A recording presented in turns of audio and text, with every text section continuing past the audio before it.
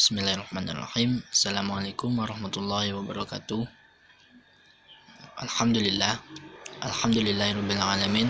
Wassalatu wassalamu ala asyrafil anbiya'i wal mursalin wa ala alihi wa sahbihi rasulillahi ajmain.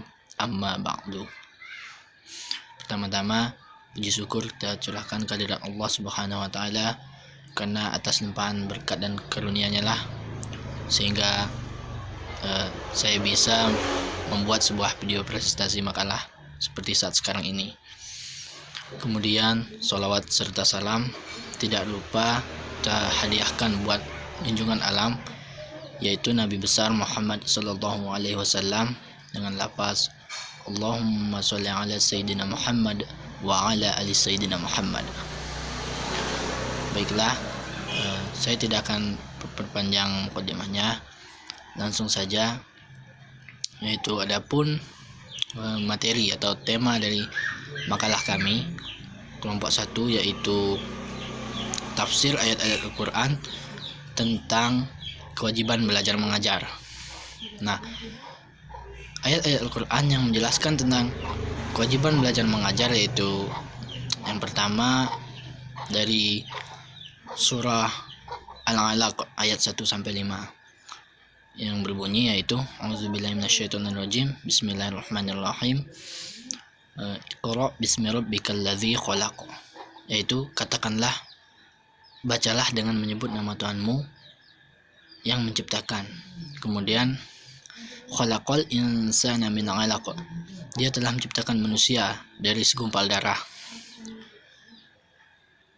Kemudian Iqra wa rabbukal akram, bacalah dan Tuhanmu lah yang maha pemurah. Kemudian yang keempat yaitu Alladzi 'allama bil qalam, yang mengajar manusia dengan perantara kalam. Kemudian ayat kelima atau yang kelima yaitu berbunyi 'allamal insana ma lam ya'lam. Nah, dia mengajar kepada manusia apa yang tidak diketahuinya. Nah, maksudnya ini adalah Allah mengajar manusia dengan perantaraan tulis baca. Dalam ayat ini kata Iqra dapat berarti membaca atau mengkaji sebagai aktivitas intelektual dalam arti yang luas. Nah, guna memperoleh berbagai pemikiran dan pemahaman, tetapi skala pemikiran itu tidak boleh lepas dari akidah Islam, karena Iqra haruslah bismi rabbikal ladzi, bismi rabbika. Kemudian menurut Quraisy Shihab, kata Iqra ini terambil dari akar kata yang berarti menghimpun, yang mana melahirkan makna lain seperti menyampaikan, menelaah, mendalami, meneliti, dan lain sebagainya. Nah, wahyu pertama ini tidak menjelaskan hal spesifik tentang apa yang harus dibaca, karena Al-Quran menghendaki umatnya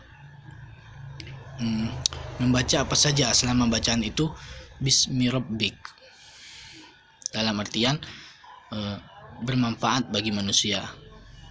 Nah, sementara kata Al-Qalam itu sendiri adalah simbol transformasi ilmu pengetahuan dan teknologi, nilai dan keterampilan dari satu generasi ke generasi berikutnya. Kata ini merupakan simbol abadi sejak manusia mengenal baca tulis hingga dewasa ini. Nah, proses transfer budaya dan peradaban tidak akan terjadi tanpa peran penting tradisi tulis-menulis yang dilambangkan dengan Al-Quran.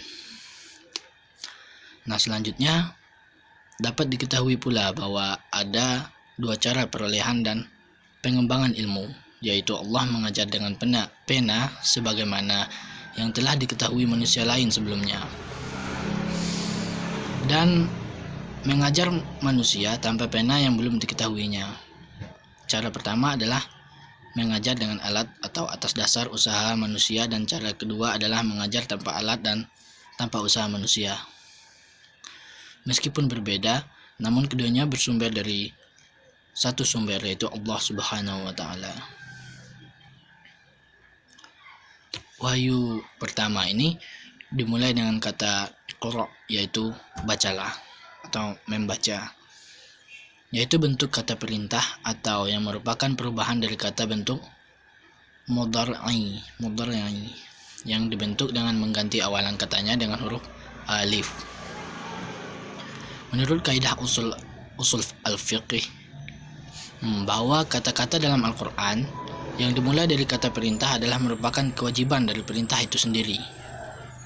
Dari sini dapat dipahami bahwa perintah belajar, yaitu iqra atau membaca, merupakan sebuah kewajiban bagi umat Islam. Hal ini sesuai dengan sabda Nabi Muhammad SAW yang artinya menuntut ilmu adalah fardu bagi setiap muslim dan muslimat.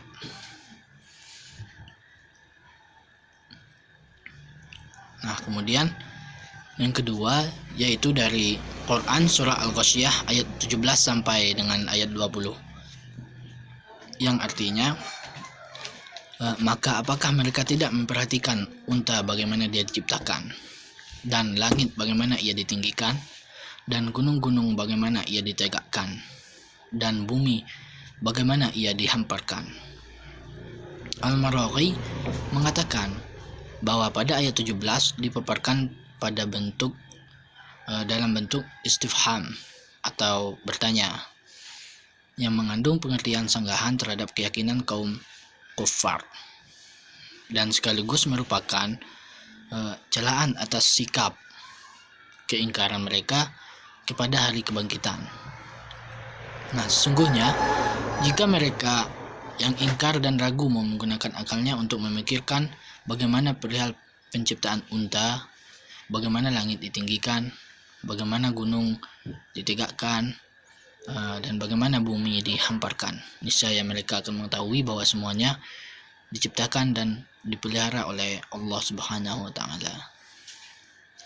Kemudian Allah mengatur dan memelihara makhluknya dengan patokan yang serba rapi dan bijaksana. Ibnu Katsir menjelaskan bahwa Allah memerintahkan kepada para hambanya untuk memperhatikan kepada makhluk-makhluknya yang menunjukkan kepada kekuasaan dan keagungannya. Nah, kemudian yang ketiga yaitu di Quran surah At-Taubah ayat 122 yang artinya tidak sepatutnya bagi mukminin itu pergi semuanya ke medan perang. Nah, mengapa tidak pergi dari tiap-tiap golongan di antara mereka beberapa orang untuk memperdalam pengetahuan mereka tentang agama dan untuk memberi peringatan kepada kaumnya apabila mereka telah kembali kepadanya, supaya mereka itu dapat menjaga dirinya. Nah, kata-kata yang berarti anjuran dan dorongan melakukan sesuatu yang disebutkan sesudah kata-kata tersebut apabila hal itu terjadi di masa yang akan datang, tapi laula juga berarti kecaman atas meninggalkan perbuatan yang disebutkan sesudah kata itu apabila merupakan hal yang telah lewat. Nah, apabila hal yang dimaksud merupakan perkara yang mungkin dialami, maka bisa juga laula itu berarti perintah atau mengerjakannya, perintah mengerjakannya.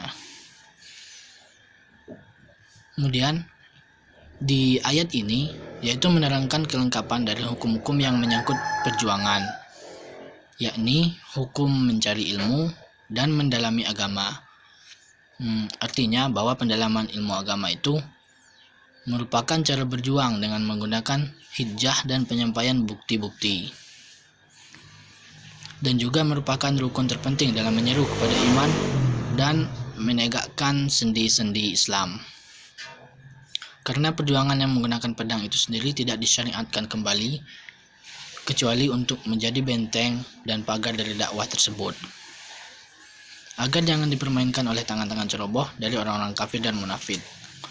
Nah, menurut riwayat Al-Qalabi dari Ibnu Abbas bahwa beliau mengatakan setelah Allah mengecam keras terhadap orang-orang yang tidak menyertai Rasul dan dalam peperangan, maka tidak seorang pun di antara kami yang tinggal untuk tidak menyertai bala tentara atau utusan perang buat selama-lamanya. Nah, hal itu benar-benar mereka lakukan sehingga tinggallah Rasulullah Shallallahu Alaihi Wasallam sendirian.